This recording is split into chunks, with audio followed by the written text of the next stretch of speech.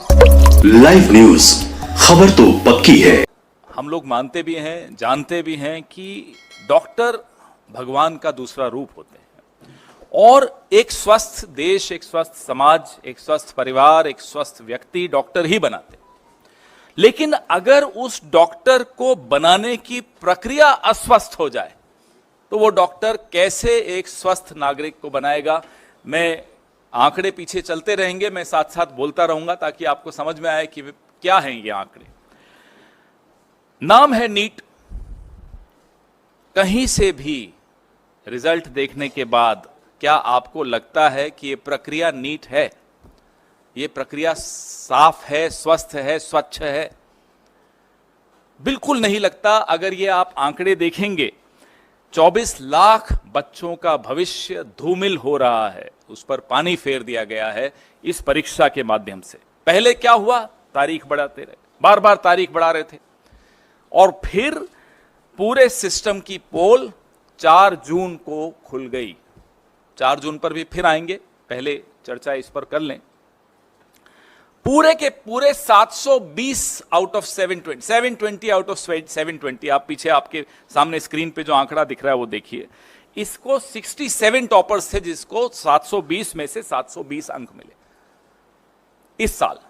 पिछले साल कितने थे, उसके पिछले साल कितने थे, ये तमाम आंकड़े ये विनीत जी ने हमारे रिसर्च करके मुझे दिया। ये बड़ी अच्छी रिसर्च इन्होंने की, ये आपको सारे आंकड़े इसमें दिखेंगे। पिछले 8 सालों में, चलिए पिछले साल का तो छोड़िए, पिछले 8 सालों में सिर्फ 7 ऐसे छात्र थे जो पूरे में से पूरे अंक लाए हों। 8 साल में 7 छात्र और 1 साल में 67 छात्र। यह अपने आप में चौंका देने वाला आंकड़ा है। शिक्षा मंत्री जी कोई जवाब नहीं। ये एक्स्ट्रा 2AB कहां से आया? प्रधानमंत्री की भाषा में अगर पूछें तो ये 2AB आया कहां से एक्स्ट्रा? उनको बड़ा शौक है इस तरह के इक्वेशन देने का। जयराम जी होते तो बड़ा मुस्कुराते इस बात को सुनकर, उनको भी बड़ा प्रिय लगता है ये उदाहरण। अब ये परीक्षा पे चर्चा से प्रेरणा मिली बच्चों को, ये तो हम मान नहीं सकते। परीक्षा पे चर्चा से हम में से किसी को कभी मिली है प्रेरणा प्रधानमंत्री से? लेकिन फिर घोटाला हुआ, ये कैसे साबित हुआ? बिहार में पुलिस ने पकड़ा, कई ऐसे लोगों को पकड़ा, आज वो हिरासत में हैं, जिन्होंने टेलीग्राम चैनल्स पे नीट के पेपर लीक किए थे।